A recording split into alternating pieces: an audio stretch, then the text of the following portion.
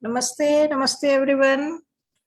So we are here with Ami Ganatraji for the session number 2, day 5 of our summer program being organized by Hindu Heritage Foundation of America. And we have been listening wonderful scholars and speakers and guests and whatnot. So here is Ami Ganatraji. She will be sharing few very popular, interesting topics which you have heard about. Ramayana, our two epics, our historical grants, Ramayana and Mahabharata. So she is here. We welcome Amiji. We welcome you to our summer program. So please continue.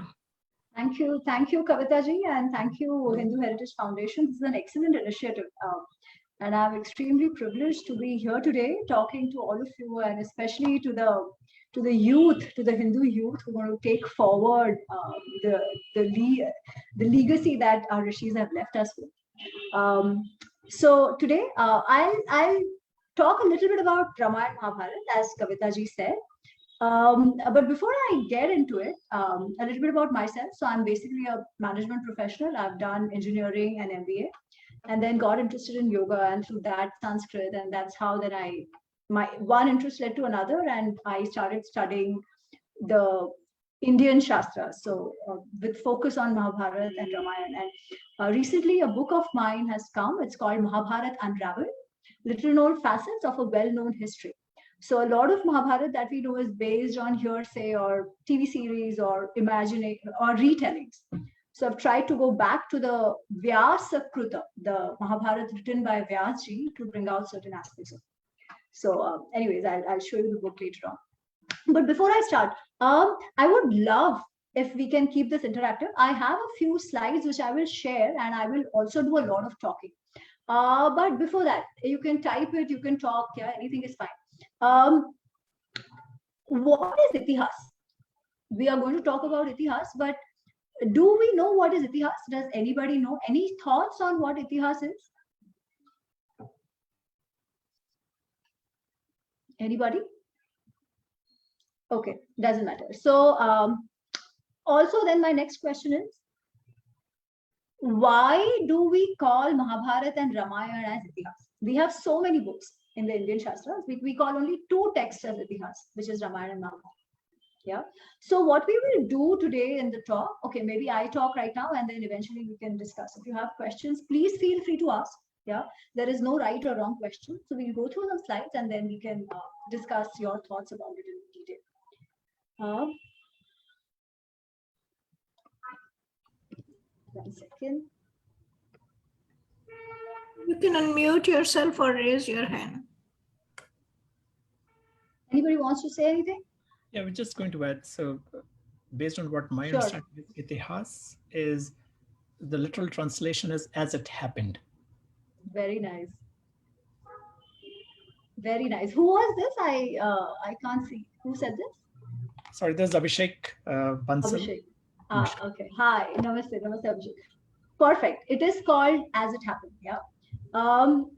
So you already know the etymology. And now we'll see why do only Ramayana and Mahabharata qualify as Itihas, and what is the peculiarities of Itihas?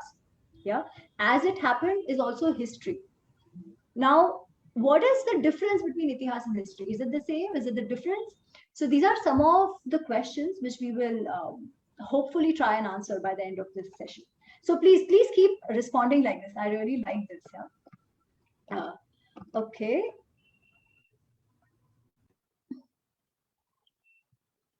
You can see it, right? Yeah, you can see my screen, everybody? Yes. Yeah. Okay. I can see. Yeah. Okay, perfect. So I was telling you about the book. So this is the book Mahabharata Unraveled. It has just recently come out and it's available on Amazon India as well as in US. Now the paper deliveries have also happened, so you can check it out. Anyways. So what will we talk about? Three big things. What is the meaning of itihas? Etymologically, Abhishek ji has already answered, and that is correct as it happened. Yeah? But what does it mean? Is it history? Is it mythology? There are aspects of my mythology. So how do we understand that? The second is just understanding the story of our two Shastras. I think a lot of you already knew that. Yeah. So we just cover that in brief because it's important. And the last part is, what all does itihas have? Is it only a chronicle of events, or is it more than that? Yeah. What other information it has?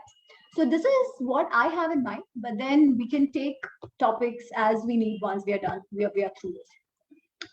So what is the meaning of itihas? But before that, let's understand in the Sanatan Dharma, in the Hindu Dharma, we do not have one book.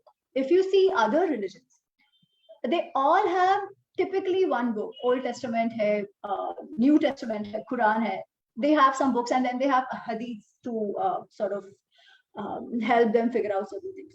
But in Sanatan Dharma, we don't have a book. We have a library, an entire library, and possibly you guys have already learned about this. There are two big divisions called Shruti and Smriti.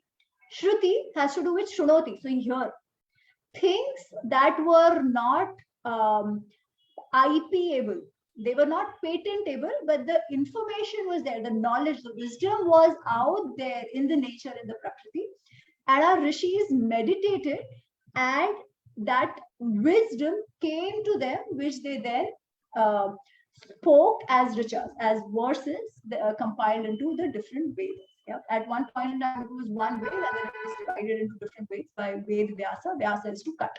That's what we understand. And the other part is called Smriti. Smriti is what is remembered. Remembered in the sense, it is a tradition. It is wisdom. It is information that has passed from one person to other. In Smriti, you actually give a name. You can say, okay, this is from Yajnavalkya. This is Manu's Smriti. This is Manu's. So this Smriti is Manu's views. Dharma Shastra. Yeah, we are talking about Dharma Shastra. This particular views on Dharma are by Parashar Rishi. So that way we have Dharma Shastras, which are given by different rishis. We have different Purans. Now what happens in Purans is that we have many stories. Usually Itihas and Purans are clubbed together, but there is one big difference that I'll come to. We have Shiv Puran, Vishnu Puran, Matsya Puran, Brahma Puran, Skanda Puran, Garud Puran, lots of those. Yeah? And then we have Itihas, Ramayana and Mahabharata. Typically, Itihas and Puran are clubbed together. Typically, they say Itihas Puranani. So Itihas and Purans say all this. This is what they'll have. Because Purans have some stories from the Itihas as well. However, a lot of subject matter of the Puran has to do with the godliness, with the deification of the different avatars, stories of the gods, and all of that. Whereas Itihas is more to do at a Laukik level for people like you and me and our ancestors. So basically, Itihas is about our ancestors, and then you have Darshan and all of that. In our entire literature, Ramayana and Mahabharata are called Itihas. And the reason I'm stressing on this is because a lot of times we are told that Ramayana and Mahabharata are just mythology. They are not history. Islam has history, Christianity has history, but Hinduism, Ramayana, Mahabharata is not history. These are just stories. These are just fictional stories created. And that is why knowing that our ancestors, our rishis called it Itihas is important. They could have given it anything. We have lots of categorization. Yeah. Puran, for example, may have a lot of what are real phenomena given in a story form. A lot of that would come in the Puranas. A lot of wisdom given in a story form. A lot of wisdom narrated to us in a way that is easy to understand, easy to relate to. But Itihas is Itihas, Itiha Asa, Itiha Asate, which is as it was. So that's what we come to. As Abhishek ji said, what is the etymology? It is Itiha Asate. So Asate is to be, to exist. Yeah. Itiha, traditionally, it happened. Does it happen? That is Itiha. So that also we can separate into Itiha. So that does it was. But this is just the etymology. What is the definition of Itihas that is given to us by our rishis? So it's in Sanskrit, but I'll explain. So the definition says, dharma, artha, kama, mokshana, upadesha samandhitam, purva vrutta, katha yuktam, itihasam prachakshate. Itihas, history, or itihas that we're talking about. Prachakshate, called. What is called itihas? Purva vruttam. Purva is before. Vruttam is to happen, that which has happened. That which has happened before, katha yuktam, but narrated to us in form of stories. Purva vruttam, something that happened in the past, narrated to us as stories, is called itihasa. But it has a purpose. It is not just for documenting the past, which typically history as it is understood in the Western world. It has a purpose. What is that purpose? Dharma, artha, kama, mokshana, upadesha samanvitam. So, what is itihas? Purva vrutta. How is it told? Katha yukta. And what it is? Upadesha. Upadesha is lesson. Lesson for what? So in dharma, we talk about every person, every being, not even person, every being has 4 pursuits. There are 4 goals or purushartha that are meant for a jeev to achieve and live for. Yeah, these are dharma, artha, kama, and moksha. Moksha is in nobody's hand. Moksha happens if you've lived life in a certain way, but we strive towards dharma, artha, and kama. Okay, so I'll come to what is dharma, artha, and kama in brief. But itihas is supposed to also give us lessons on living our life in a dharmically aligned way. How do we live our life in a dharmically aligned way? And why does it matter? For that, understanding what is dharma is important. So, all of us, there are different aspects of our life, right? First is artha. Artha is resources, money, wealth, all of that. For anything and everything, right from the day we are born, we need some resources. We need milk, which comes from our mother needs food, we need clothes, whatever. We need resources for everything. In Gujarati, we say, bhukya pete bhajan na thai. You cannot think about God, you cannot become a bhakta if your stomach is empty. Yeah. So you need food, first of all. So that itself is artha. All the activities which a person does to fulfill his arthik, or which is called resource needs, so that he can live a life which allows him or her to grow and thrive, that is all related to artha. All your professions or money related aspects, your resource collection related aspects, that is a part of the economic part, which is artha. Then you have the social part. Now you see, we have an institution of marriage, and it serves a big purpose. If everybody tomorrow decides that I don't want to have kids, then that is the end of the society, no future at all. So our shastras say that it is the responsibility of every person to ensure the continuity of his or her lineage. Yeah. Hence, there is a big stress on having a family, on raising kids, because they are the ones who will continue the society. If there is no continuation, what's the purpose? Yeah, everything will just end. So that aspect is the social aspect, which is the kama. Kama also means desire. Now, this desire for what? Desire for doing what? Desire could be for anything, but specifically for having kids. Now, what you do for artha, for generating resources, what you do for ensuring the line of the human line perpetuating, all that is related to what is, or rather, how you do all that is related to your value system, right? And every person has some connection with the society through the artha and through the social aspect of it. So dharma and artha. Now they also don't exist in themselves. For creating resources, you use the environment. For ensuring the perpetuation of the society, for the continuity of the society, the resources therein doesn't basically come from the environment. Okay. So basically, if a person wants to be happy, and I right now mean in a very simple sense, person wants to be happy, he needs to have the right resources. He needs to have good set of social bondings, because no man lives on an island, is an island. Yeah? A man needs a society to survive and thrive. So he has these social interactions. Now, and he needs to ensure that the Prakriti, the environment, is in favor of the perpetuation of the society. If it's very hot, if there are famines, if there are floods, then he can't be happy. Yeah. So in a way, there is a responsibility which the individual has towards the preservation of the environment as well. And there has to be a balance in all this. If one becomes more important than the other, then what happens? People go after only profit, only profit, only profit. They end up probably exploiting the workers that they have. They might end up taking more from the resource. What happens in this case when there is an imbalance? The system breaks, like we are seeing today, right? There are all these environmental issues, and we say because people have actually mined the Prakriti so much. We've taken so much advantage of it. We've taken more than our share from the nature, the resources. So in this situation, the system falls. So how does Hindu Dharma talk about it, right? In normal terms, Ajkal we talk about sustainability. Sustainability is very important. You must have all heard about it.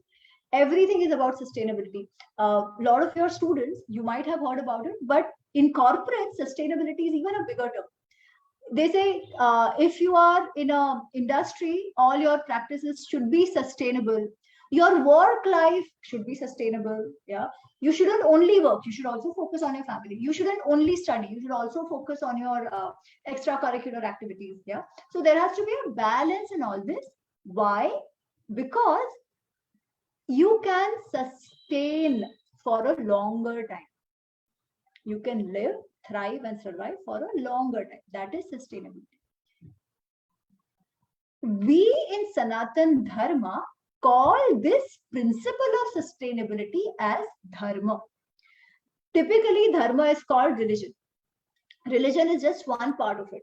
Yeah, religion is also important, but religion is one part of it. Sampradaya is one part of it. Rituals are one part of it. Belief systems are a part of it. But essentially, the underlying meaning of dharma is to uphold. So if we define dharma, it says dharate anena iti dharma. Dharanata dharma uchyate. Dhru. Dharma starts with dhru. The root word for dharma is dhru. Dharyate, root word is dhru. And a lot of you might, you know Hindi or Gujarati or any of the Indian languages, the earth is also called dharati in the Indian languages. So what is dharti? Dharti is one that holds us. Yeah, we survive because of the dharti. So dharti holds us. Dharan karna is to uphold. Dharyate is to uphold. So dharma is that overarching principle which is essential for the sustenance and upholding of the society. Yeah. So the view with which you ensure a balance in all this, in your artha, in your karma, in your social, economic, environmental, so how much your relation with all of this is your dharma. Now this is a broader aspect. Your dharma, say in a small aspect, look at your family. If your family has to be happy, if your family has to survive and thrive and grow, there has to be a very equitable interaction. If there is only one person who's doing all the work and others are just having fun and doing nothing and not helping with the household work, that one person who's doing the work is going to collapse one day. It's not sustainable. We use that word all the time, not sustainable, right? So in the family, we all have certain dharmas to live by. Then you go to school. Now, if you want to have a happy school life, learn from there. There has to be some dharma about the school. Everybody in the dharma, the students have to do their job. The teachers have to do their job. The admin has to do their job. Only when everybody is doing their job can the school survive for many years. So that is the overarching principle of the school dharma. Now, as a student, when I go to school, I have a dharma. As a student, I have certain responsibilities towards the school. At home, I'm a daughter, I'm a son. I have certain responsibilities towards that. I'm a brother, sister. I have responsibilities towards that. So all these are also called dharma. Yeah. understand, and I mean, it's a very profound concept, but this is just to give you a brief understanding. And the job of the Itihas, the reason Itihas has been written in this way, as we saw, is to give us the Upadesh, to give us lessons of Dharma, Artha, Kama, Moksha. How do we live our lives in a way that is socially sustainable? Because only when there is social sustainability can we individually also grow and thrive. Yeah. So for our individual progress, for the progress of the society, for the progress of the world at large, living a dharmic life is important. Taking right kind of decisions is important. But how do we know that? A lot of books are only theory. Itihas actually shows us through the stories, through actual happenings that have happened in the past, about how people have lived and what happened when those who didn't live, what happened to those who didn't live by. Yeah. So this is the purpose of Itihas. I extended a little, but I think I hope it makes sense. Any questions till now? I have one more slide. So why was I talking about Dharma so much? Because as I said, Itihas is meant to teach us or give us lessons or share with us what Dharma means and how can it be put into practice.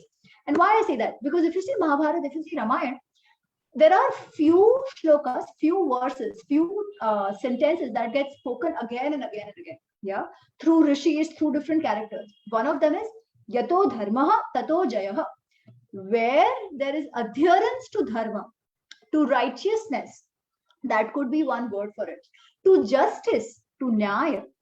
That where there is adherence to a society which lives by dharma, which has a balance in what it does, artha, kama, moksha, moksha, but artha, kama, interaction with the prakriti, interaction with each other, where there is balance, where there are virtues, where there is righteousness, there will be victory. What is victory? Victory is a longer term sustainability. It will survive. If there is no dharma backing, it will fall. Yeah.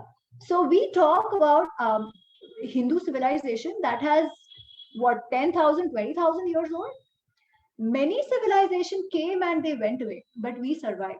And the reason for that is this: we did not have we have religion, aspects of religion, sampradaya, all of that. But the underlying theme that our rishis have always asked us to focus on is this theme of sustainability, which is dharma. So the other thing which you will also hear, and I think these two are important sentences, something that you should bear in mind and something you can also talk about. Very simple. Yato dharma, tato jaya. Where there is adherence to dharma, there is victory. Dharmo rakshati rakshitaha. One who protects dharma, dharma protects that one. So dharma protects him or her who protects dharma. Like in a school, if there is a student who follows the rules of the school will take care of that person. But if there is somebody who never follows the rule of the school, what will the school do? The school will say, okay, you're rusticated. But school is an institution here. When we talk about the society, it's usually more natural phenomenon. Yeah. So I'm just telling you very, very simply. Those who live by dharma will be protected by dharma. There will be situations in their life when they are confused what to do. But if they stick to something which is more righteous, they take that stand which is more sustainable rather than taking a selfish stand. Going forward in life, somehow things will work out in their favor, although it might not look like that initially. So that is what our rishis tell us. So these are the key messages from Indian Shastras and especially from Itihas Shastras. In Itihas Shastras, they show us how this is lived. Other Shastras are more theory. Itihas is actually practically how people have lived it. That's the importance of Itihas. Okay. So any questions, any thoughts, anything till now on this understanding of dharma or understanding of Itihas? This was very conceptual. So any questions, anything here? Question. Can we go back to the Smriti and Shruti slide? Because that your video got cut on my side, so I couldn't listen to the. Okay, sure.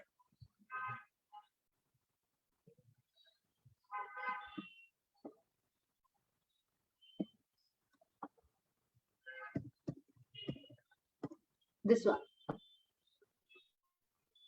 the two broad classifications of Hindu scriptures, Hindu Shastras, are Shruti and Smriti. Shruti is essentially, what you have to understand is the Veda Upanishad. All the Veda and Upanishad that gets spoken of, that comes under Shruti. All of that. Everything else is in Smriti. Yeah, you talk about the philosophies, you talk about Itihas, you talk about Puranas, you talk about Manusmriti, which you must have heard of a lot. All this falls under Smriti.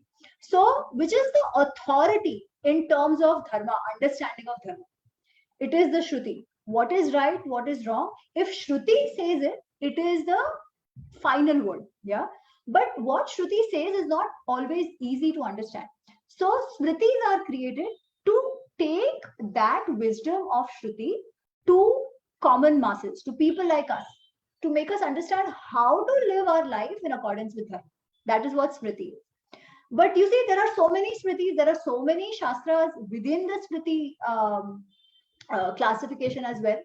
Then how do we decide what is right or wrong? So it is said that eventually, if there is a conflict between something said in a Smriti Shastra versus the Shruti, then the Shruti is paramount. That is what it is typically said. Yeah, and there are authorities on Ved Shastras and Upanishad as well. But you can see that you see there has been so much thinking about dharma that has happened in the Indian consciousness, that we have so many shastras, so many works dealing only with making people understand dharma. And that is the beauty of Sanatana. And that is why we have survived so much. That is why we've, whenever there was a problem, we've come out of it and established ourselves again. It's a very flexible kind of a system that way. People take, people do that which is going to ensure their sustainability, the social sustainability. And that is the basic theme of them. Is that clear now? Yeah. Can you explain the divisions of the Smriti? You want to, that will take time, sweetheart. Should I, okay, let me just do it briefly. Yeah. How do I share this again? 1 second. Is the screen still visible? No, it's gone. Okay, now it's gone. Okay, so in Smriti, you have the, this is not even the complete classification. Yeah, there will be more to it, but one is the Dharma Shastra. So Dharma Shastra are what you can say the do's and don'ts. Okay, so Manusmriti, Manu, Yagnavalkya, Parashar, these were all rishis, and they have given their thoughts on what must be done, what must not be done. What should a king do, what a king should not do. What should a citizen do, what should a citizen not do. If something wrong happens, what kind of permission, what kind of punishments to give, what kind of punishments to not give. What should be the role of the man in the family, what should be the role of the woman in the family, how should marriages take place. So all these very practical things of life are given in the Dharma Shastras. And you will see that in Dharma Shastra, there will also be some difference of views in the different Dharma Shastras. Yeah. So idea is the same, to lead a sustainable dharmic life, but different rishis have given their views on what are the do's and don'ts of it. So this is what Dharma Shastra is. Then Puran. Puran, as I already said, Puran has again wisdom of the Vedas, but told to us through stories of our gods. So Shiv Puran will talk about, it has all the stories about Shivji that we hear. Yeah, a lot of what we understand of Shivji, stories related to him, how he fought different Rakshasas or different beings, about his family, how did he behave in certain circumstances. All the stories associated with Shivji come in Shiv Mahapuran. Other places also, but this is key.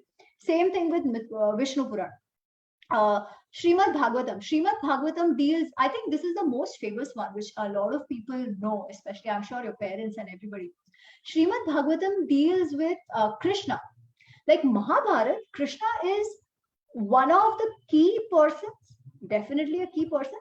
But in Mahabharata, except for that part of Harivamsha, we do not know too much about Krishna's own personal life, because the focus is on the Bharat Vamsha, the successors of Bharat, which are the Kauravas and the Pandavas. Yeah, Srimad Bhagavatam deals with the life of Krishna, his story, his Yadavs, his Leelas, and all of that.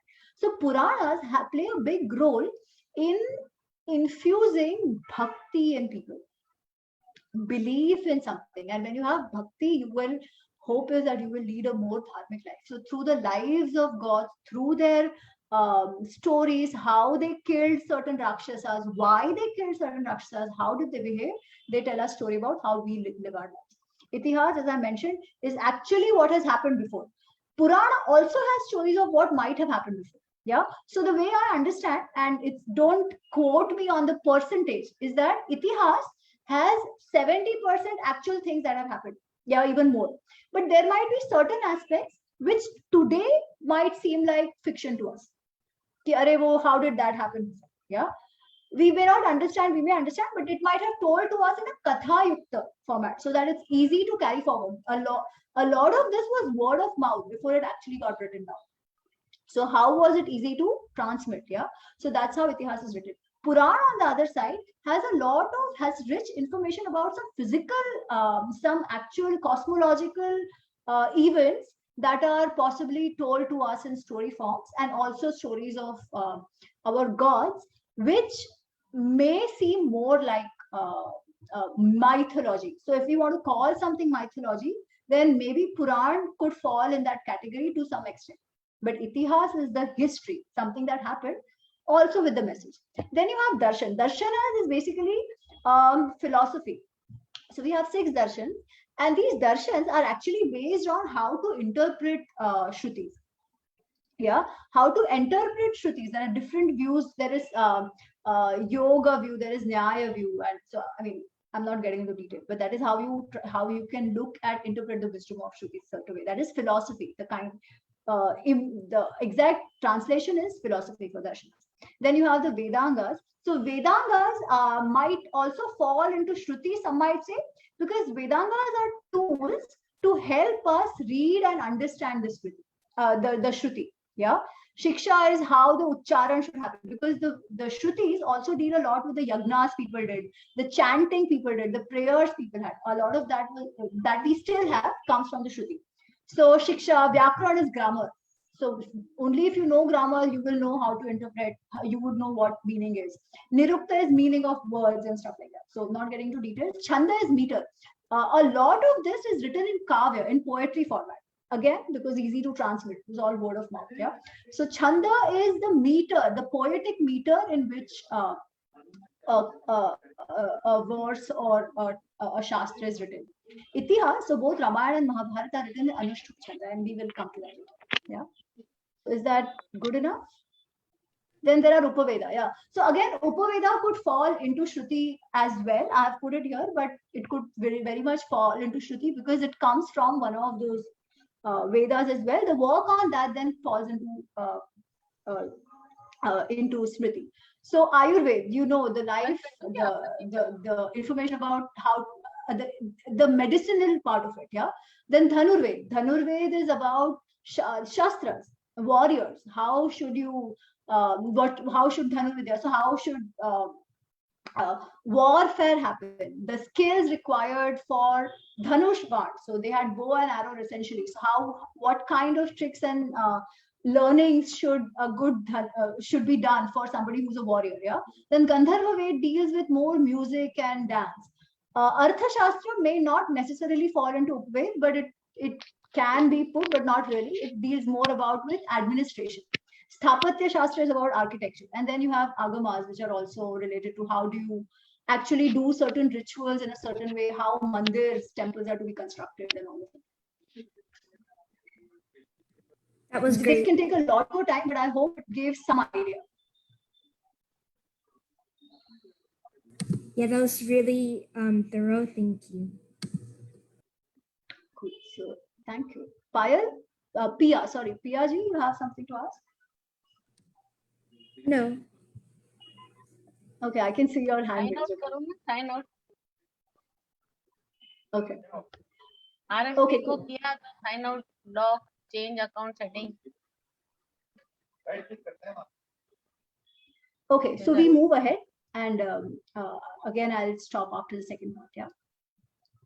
Shut down.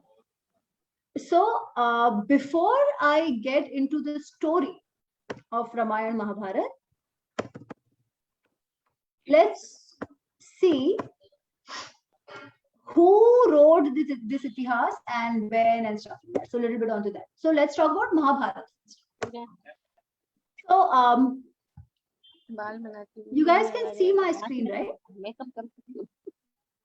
Yes, we can see. Okay. So we said Ramayana and Mahabharata are the two Shastra, Itihas, histories, if I have to directly translate it, that have happened.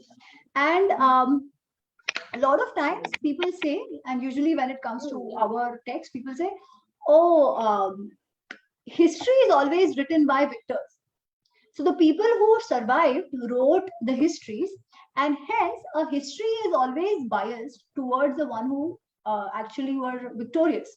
They try to show themselves as the good ones because they are the ones who were victorious and they wrote the history. Yeah. For Ramayana and Mahabharata, somehow that is not true. The ones who wrote them are very unbiased. And hence it's important to know. Yeah. So Mahabharata was composed by Krishna Dvaipayan Vyas. Who was Krishna Dvaipayan Vyas? Krishna Dvaipayan Vyas was the biological father of Dhritarashtra, Pandu and Vidur. Now, who are Dhritarashtra, Pandu and Vidur? Dhritarashtra is the father of the Kauravas. So Mahabharata is a story which is basically focused on cousins, two sets of cousins, Kaurav and Pandav. Kaurav, who are sons of Dhritarashtra, Pandav, who are the sons of Pandu. Yeah. So that is where the story is focused on. Now, Dvaipayan Vyas, Krishna Dvaipayan Vyas, Ved Vyas ji is equally related to both of them. Okay. He has the same blood connection with all of them. He does not, it's not as if Dhritarashtra is somebody else's son and hence Kaurav is somebody else. So from attachment point of view, from actual relation point of view, he is equal to both of them. The other thing is he's a Rishi. So Rishis are known to only speak the truth. It is their tapasya, it is their penance through which they, whatever they say, we take it as the truth. So in this case, Krishna Dvaipayan Vyas has absolutely no motivation to be biased. Yeah. Now, why have I written the other thing? So the Kaurav Pandava, the Yuddha happens. Eventually, all the Kauravas die. The Pandavas are successful. But this victory has not come cheap. The second generation of the Pandavas have all died. The sons of the Pandavas have all died. And they were very young. The sons were very young. Only one of the sons of the Pandavas, who is Abhimanyu, there's another story of Varuha, but I'll stick to Abhimanyu now. Abhimanyu also died in the war, which happened in Mahabharata. But before he died, he was married and his wife was pregnant at that time. Yeah. So Abhimanyu died. So this whole second generation of Pandavas had died. But because Uttara, who's Abhimanyu's wife, was pregnant, that lineage survived and Parikshit was born. So now you see Krishna Dvaipayan Vyas is the great grandfather of Parikshit.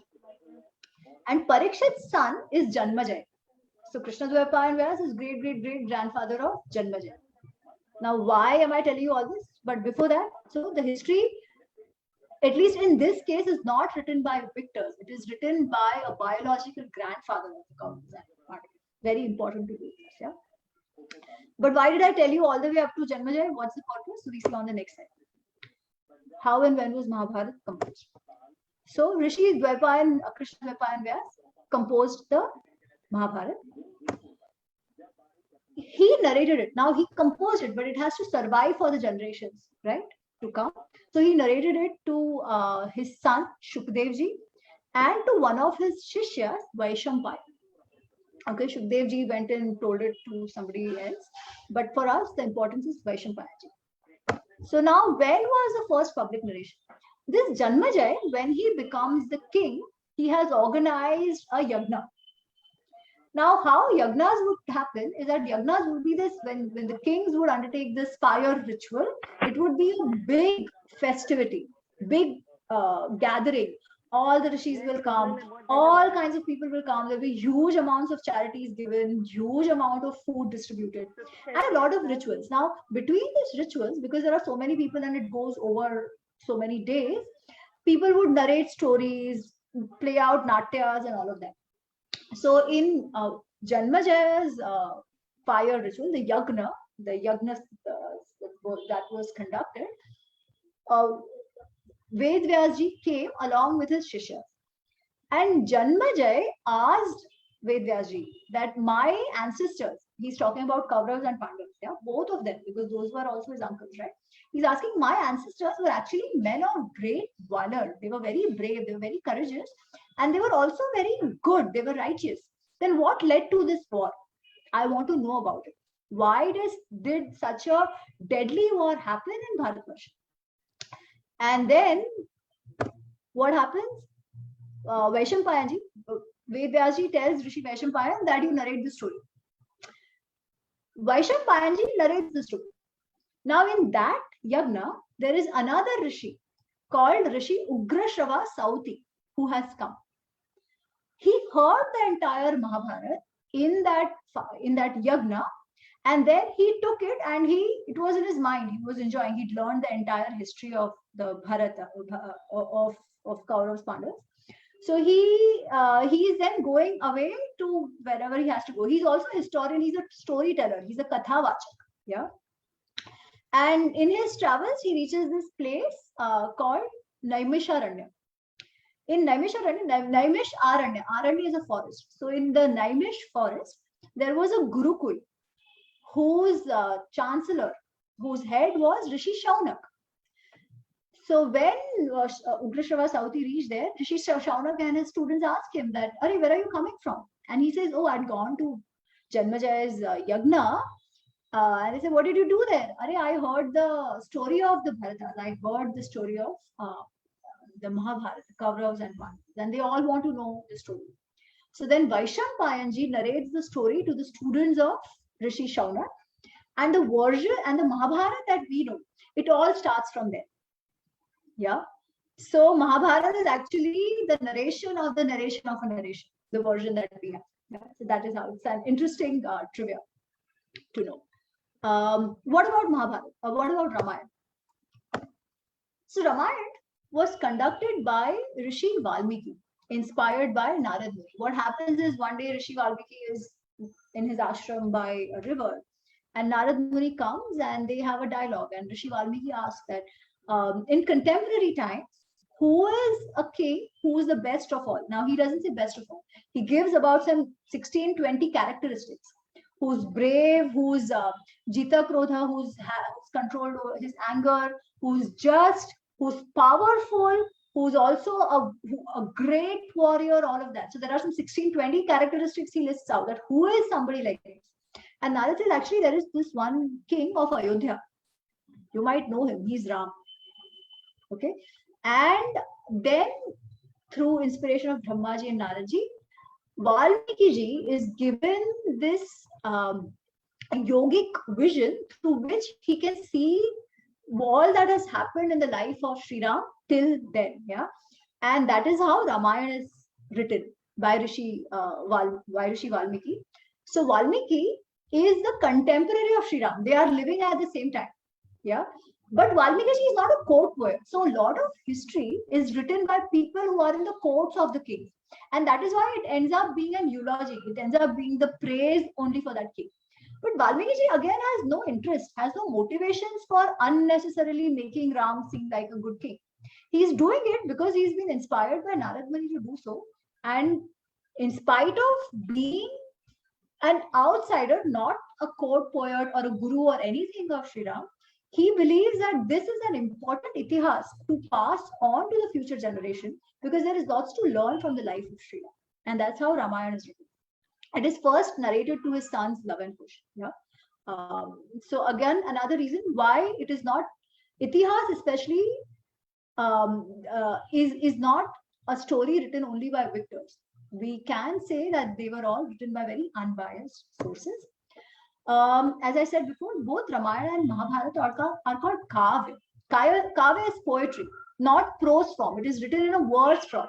Yeah, it's written in a certain poetic meter. The most ancient, the oldest is Ramayana, which is, and hence it's also called the Adi Kavya. Adi is the foremost. Yeah, we call Shiva Adi Yogi, the foremost yogi. So Adi is one which comes before. So the foremost kavya, the first kavya is Ramayana.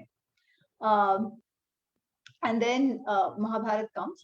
And the meter, the chanda, which is called, the meter used is called Anushtup. In Anushtup, what happens is there are 32 syllables. Yeah, there are 4 padas. So every pada, every 1/4 has 8 syllables. Yeah. So there is this verse in Gita. Gita is also written in Anushtup.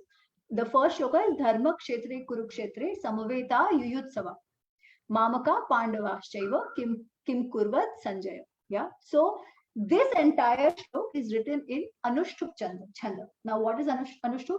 So if I break it into 4, Dharma Kshetre Kurukshetre, Dharma Kshetre Kurukshetre, 8. First part has 8 syllables. Like that, you have going up to 30. You have 4 such padas which make 32 syllables, and that is what Anushtup Chanda is. Yeah. Just to keep track. Okay. So this is what Ramayana is. Now I will stop here. Do I need to get into the story of Ramayana Mahabharata, or people have some idea of it? Then I can use that time to talk about the aspects of how the Itihas is written. I think most of us do have a good understanding of the Mahabharata and Ramayana. So yeah. Okay, perfect. So then Ramayana is about Sri Ram and his family, and Sri Ram going to Lanka, killing Ravan, coming back. Yeah. So that is the brief story. And Mahabharata is about these cousins Kauravas and Pandavas. Kauravas, Duryodhan is the oldest one. He is the one who is driven by Ahankar. He hates the Pandavas. He's very jealous of them. The Pandavas tend to are more skillful and stuff. But it's more about division of the kingdom, which which Duryodhan doesn't want to give any share to the Pandavas. That eventually leads to many instances of injustice done to the Pandavas. Eventually, the war happens and the Pandavas succeed. So this is, in short, Mahabharata. Yeah? This is the history, which I said for us to learn a lot of things. But rather than going into the story so much, I will go into the aspects of history writing. Yeah. So let's go there, and then time permitting, we'll come back to the story.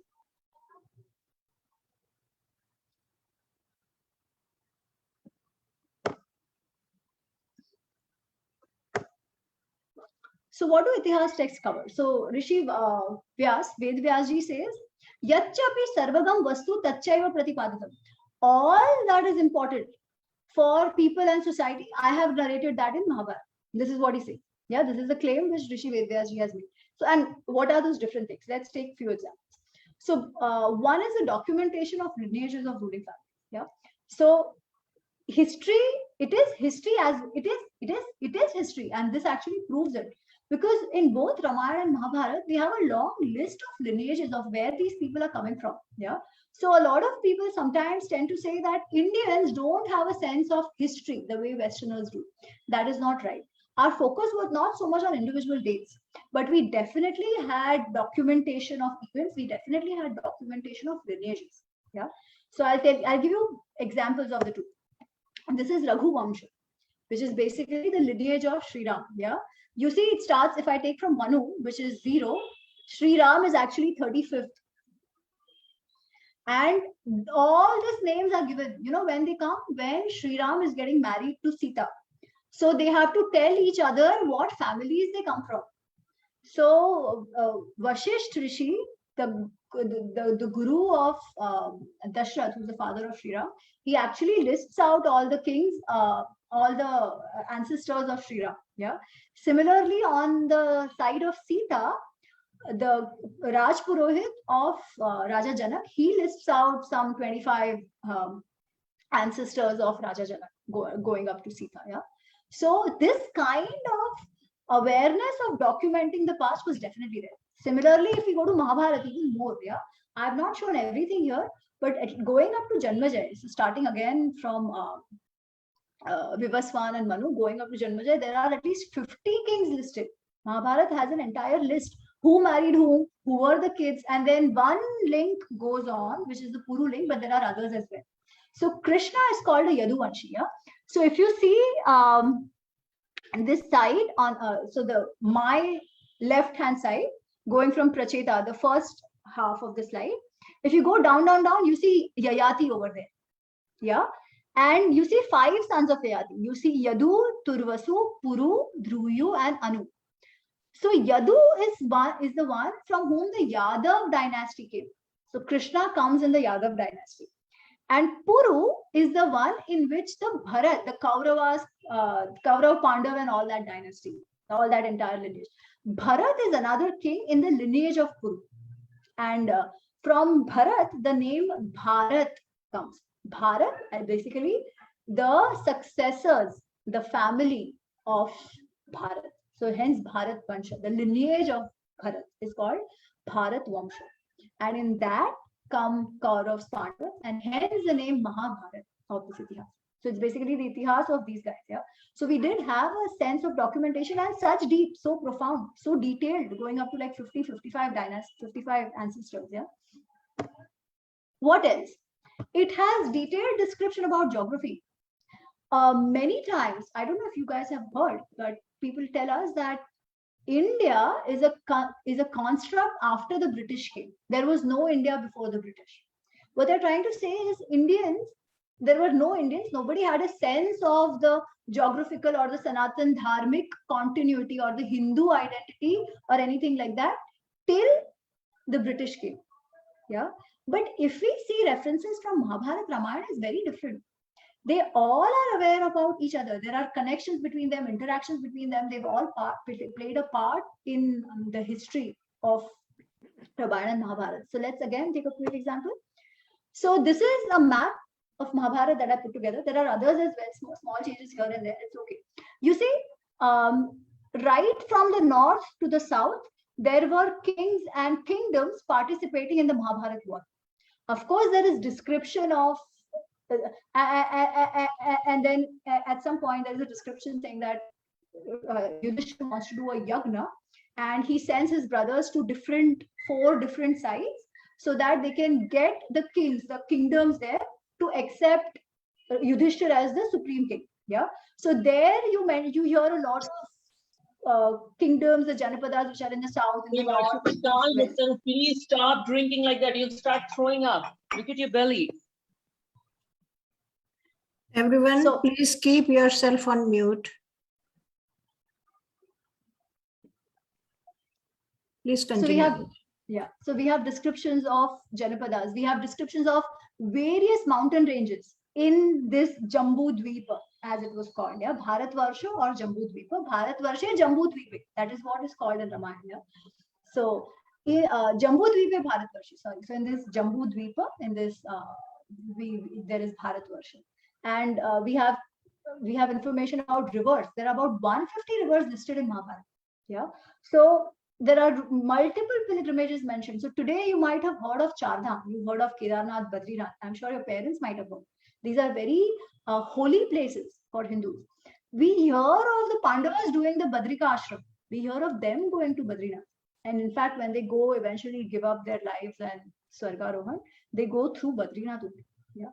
So from there to now, we still have continuities. Of the 150 rivers they mentioned, we can identify so many of them even now. Even the names have not changed. Even they are the same. Some routes might have changed here and there. Yeah. So till now, that continuity is there. And the continuity in terms of history and time, as well as you see the identification that this Bharatvarsha, Jambu was also there. They were different kingdoms, but they all interacted with each other. There were marriage relations with each other. They all helped out each other when in need. So it was not such a isolated society. Yeah, there was a lot of interaction within the kingdoms of India of those days. What about Ramayana? Ramayana we know Raja Ram, Sri Ram is actually from Ayodhya, which is in the north, present day UP, and he goes all the way to Sri Lanka or Lanka, may not be Sri Lanka, whatever was Lanka at that time, but to the south, yeah. And he crosses different kingdoms, he crosses different forests. So there's description of Chitrakoot, there's description of Dandakaranya, the area which is current today, present day, say Maharashtra, Andhra, Karnataka, it falls there. Kishkindha is basically Karnataka, Andhra Pradesh, yeah, where he goes. So all that description is there. But there's something even more interesting in Ramayana. So in Ramayana, you all have heard of Sugriv. So in Kishkindha, when Sri Ram reaches Kishkindha and Sugriv has promised through Sri Ram, Sugriv got his kingdom and his wife back. So Sugriv has said that I promise that I will help you find your wife as well. Yeah, because at that point Sita is abducted by Ravana and nobody knows where Ravana is, where he taken Sita or anything like that.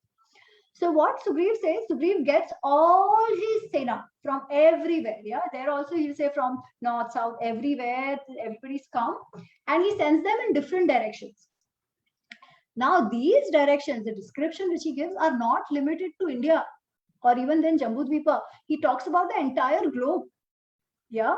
So just I'll take one example towards the east. Yeah. So he talks about Yava Dvipa. He says, go yahan jao, and then you will have Yava Dvipa. Then again, go all the way further east. So starting east, coming from here, from considering India as the center point, you will come to, and he gives a description which is actually present day Peru. Yeah, there is a description around that, not getting the details, but it is there. Then he talks about Yahwa Dweep. Yahwa Dweep is actually present day Java. It talks about present day Sumatra, which was also called Suvarna, I think Suvarna Bhumi, or not Suvarna Bhumi, it's called something, Suvarna Dweep or something like that at that time. It was Yavya Dweep. So in today Java, which is in Indonesia, which is called Java today, if you go to Indonesia, there a lot of people will tell you that, oh, actually a lot of our ancestors had come from India when they came looking for Sita. That's what they'll say. So they also have that memory, could be folklore, we don't know, but that connection was there. Sugriv knew about these places. And similarly, he talks about north, about south, about west as well. Yeah. So this entire globe description is given to us in Ramayana. It makes for a very interesting video. Do check it out at some point. There are some videos also on that. There are some videos done on that. So do check it out. You might want to search it as Sugriv's Atlas or something like that. And it will come out. Very, very fascinating information. Amisha, So there's information of geography. Yeah. Okay. May I add something to this? Sure. Please go ahead. Sorry to interrupt. So one of the other details Sugriv gives during that instruction to the eastbound army is that you can go straight to Peru, just like you had mentioned. And he mentions the Trishara as well. That is the Paracas Candelabra monument, right? Yes. But then he also says that if you are not able to reach Peru, because it's a pretty broad stretch of sea, if you're not able to cross it, just take the longer route. So just in case if you want to expand upon that. So the longer route is basically when he says, keep going up as we go towards, through China, and basically go all the way up via Japan and then cross over into Alaska, right? Yeah. Because at that point, the land route was connected. It's now, he now actually it's a talks about, Right. No, very fascinating information. The thing is that we can speak so much about it, hence I'm not going to detail, but I'll request everybody to look up Sugriv's Atlas and check out a couple of videos. There are a couple of very good videos by Nilesh Neelkant Ogji. I think he's already done a session with you. So he's done videos on Sugriv's Atlas, very comprehensive. So do check it out. Yeah, he talked about it too. He talked about it too. Sorry? He talked about it? Okay. Fascinating. Very, very nice. Very nice. Yeah. So what are the other things? As I said, this has a lot to do with dharma as well, and especially the dharma of a king. Because Sri Ram was a king, Yudhishthir was a king, Duryodhan was a king, all of these. So what should be the policies of the king? Well, how should a king behave?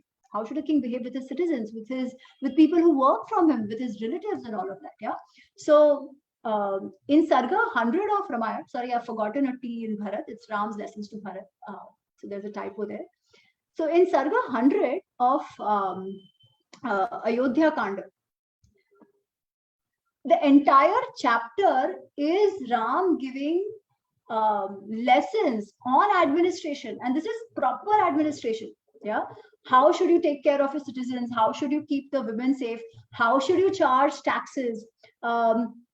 How should you take care of your security? Stuff like that. Very fascinating. Sarga 100 of Ramayana is all on that. Yeah. Similarly, in Mahabharata, again, these lessons come in a lot of places, but most prominently in Shantipar. So when Bhishma Pitama is lying on that bed of arrows, Krishna tells Yudhishthir that Bhishma has a lot of knowledge and wisdom. So learn from him. And Yudhishthir goes to Bhishma and they discuss. They have this detailed discussion on Raj Dharma. So that is the role of a king, Varnashram Dharma, Moksha Dharma, Bhakti Dharma, lots of things. Yeah, Apad Dharma. So how should one behave in a normal circumstance? But not every time the circumstance is the same.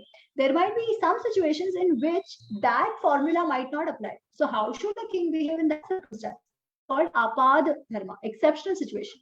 They have detailed discussion on that. Again, very fascinating. All about Raj Dharma, about policies, administrations, behavior, stuff like that. Then there's another part on dealing with ethical and moral dilemmas. The biggest one, anybody wants to tell me which one? Which is the biggest discourse on dealing with ethical dilemma? Actually, I've written it, Bhagavad Gita. Yeah. So what is that dilemma? Arjun has been waiting for a war for so many years, right? There is so much injustice done to the Pandavas. But at the time when he's standing in front of his grandfather, his teacher, his cousins, yeah, Duryodhan he might not like, but Dronacharya, Kripacharya, Bhishma, he loves them. He is standing at that point and he's like, oh my God, what should I do now? What about my Kula Dharma? I am here. If I fight, my entire clan, my relatives are going to die. I'm going to kill them. Should I do that? Or should I stand here and fight because injustice has been done to us and one cannot tolerate injustice forever. So this is a Dharma Yuddha, right? And he says, no, I want to run away because I don't think this is right. Killing these people I love is not right. And he's not afraid. Yeah, there's a war before that in Virat. He doesn't kill anybody. So, but he's fought with them. So he's not afraid. But what should he do at that time? As I said, we have different roles. One is a role in the school. One is the role as a brother. One is the role as the father. One is the role as a son. Yeah. Many times these different roles come in conflict with each other. What should you do? Here, Arjun, should he fight as a Kshatriya, as a warrior and stand for what is right? Or should he think about his Kula Dharma, of his family Dharma, and ensure the survival of his relatives, however bad they are? And this entire discourse on Bhagavad Gita happens. How do you deal with it? Yeah. In Ramayana also there are lots of many such discourses. And also, should Ram leave except Kaikeyi's instruction that he should go to Vanvas versus staying back in Ayodhya because the people of Ayodhya stay? That is a dilemma. Of course, not as big as Arjun, but how does he navigate that? Generally, we are told that, oh, because he wanted to listen to his father, so he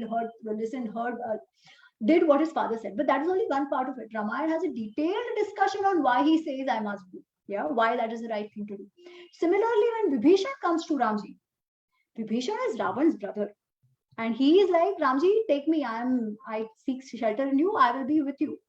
And there is a detailed discourse on whether they should take Vibhishan or not. Yeah, because either way, he could also be an enemy agent, right? He might actually cause more harm to you. What should you do in such situation? So Hanumanji says something, Sugriv says something, Angad says something, everybody has something to add. And eventually, with all these discussions, weighing every side, they decide that we'll take Vibhishan. How? I leave it to you. Go figure it out. It's a very, very interesting discourse. Yeah. So these kinds of topics also come through the way Itihas is being told to us. Yeah. As I said, it is not just Purva Krutam, not just a chronicling of Purva Vrutam, what has happened before, but also Upadesha of making the right decisions in our life, living our lives wisely, compassionately aligned to Dharma. What else? So I've already spoken about that, so I won't say that.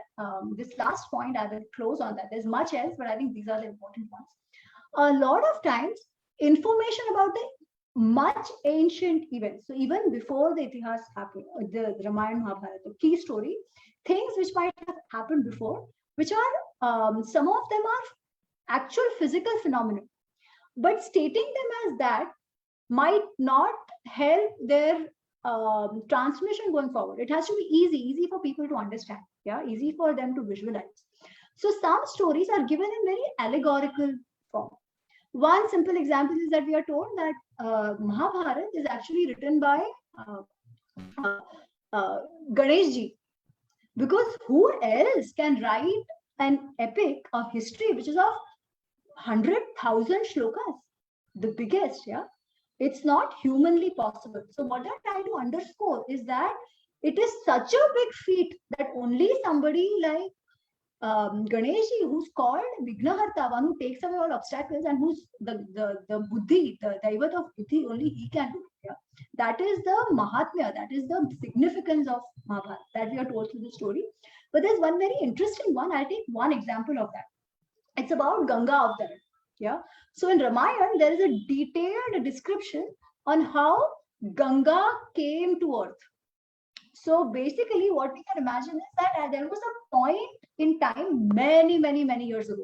And now through hydrology, through geology and all of that, archaeogeology, we also know that, different rivers have come into being at different times. There were times when some of them dried up. There were times when they came back again, changed their routes and all of this. So this story of Ganga is very ancient. And the story is told to us that, without going into detail, that multiple generations of Ramji, so his ancestors, they tried to get Gangaji on earth.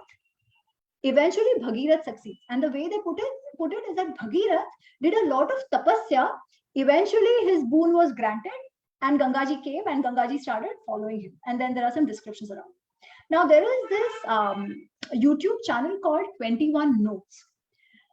This 21 Notes has done a beautiful 5-minute video, 5-7-minute video on this phenomenon, about what could it actually mean. So when we say tapasya, what could it mean? It could be Bhagirath is actually an engineer who ensured the flow of the river, who made that path through which could hold this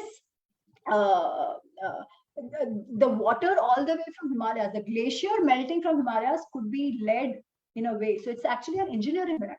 Yeah? So I will just play that 5 minutes, so that if you're asleep, you'll wake up, and then we can jump into the question answers this time. So, oh, sorry.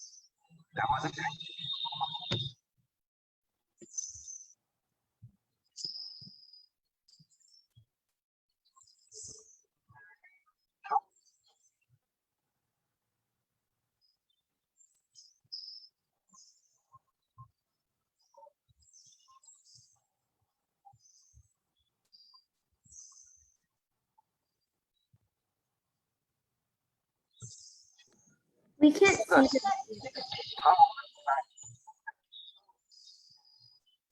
For me, it's not playing.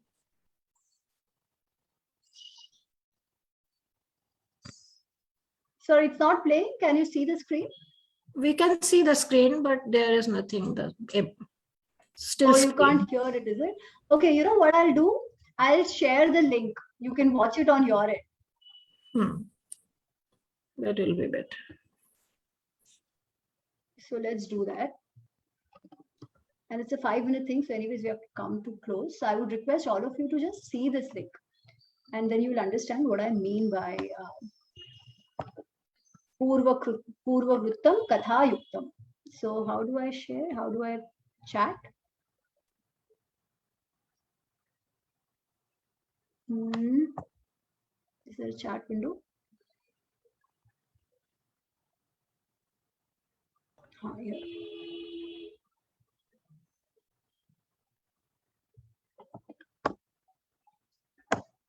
So you can see this link and you will get an understanding of what I mean by Purva Kritam Tatha Yuktam. Yeah. So I think that is it. So these were some of the interesting facets of history writing, itihas writing in India, and somehow in ancient India.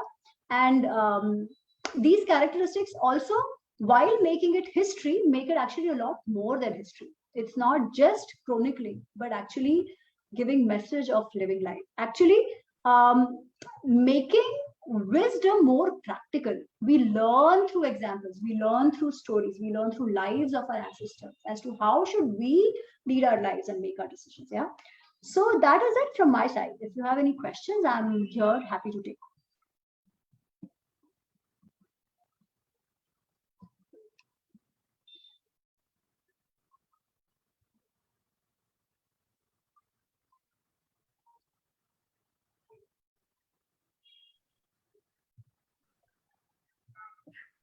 Thank you, Amiji. Probably. Everyone, if you have to say something, you can raise your hand or ask, unmute yourself to ask. I just hope I was not blabbering away. I hope I made some sense. I could convey what I wanted to, I think. I think that was very informative. Hmm? It was very informative. Yes, and your take can be, this can be your takeaway, that Hindus were not lacking of the knowledge of history and geography, especially. Now, if you will go further in the deep study of these subjects, you will see there are philosophers and historians, they are blaming this our history knowledge, that oh no, they don't have this knowledge and this and that, they were lacking. There is a complete school of this view. But the session was not actually to teach you or to tell you about the story of Rama, which you are already aware of, but is to tell you that how brilliant our scholars were. They have complete knowledge of history and geography. And they were documenting it. Amici, thank you again for really taking the time and sharing all the information that you did. Just a question. This was, and this has been a time memorial question, right? That when we go back to dating the two historical events, there are so many different dates that we see. Different historians or different Vedic scholars have given different dates. Is there one that you've found more believable than the other? Actually, Abhishekji, I think I don't have enough information. I'm not well delved so much into into this. But what I do see is that our knowledge of archaeology and stuff is actually so not deep as of now. Every day there are new findings. Every day there are new things happening. Then what one set of scholars are doing, they are using the internal text references. They're using the nakshatra placings and all that to do dating. Then there is this linguistic side that, they figure out, all these different civilizations had a common language. Maybe there was one common language. They dated based on that, yeah? So I don't think there is any one single answer yet. Because archaeology has to eventually support all this. And our archaeology is getting, we are pushing the date out and out. For first, it was only 1500 May, the Aryans had come to India. Now that is completely demolished. All the archaeology findings have completely demolished that. And taking that Aryan invasion, Aryan migration theory, whatever, all our other texts were dated accordingly, right? So clearly they have all been pushed out. Now, traditionally, what we are told that there is one date for Mahabharata, which is the Kali Yuga date, which is given by Aryabhatta and stuff, yeah? But again, as other researchers have shown, that it might not really be final. And there might be more to what even Aryabhatta has said. So I'm actually fascinated by this whole study that's going on in this, and I'm waiting to see how this turns out. Thank you.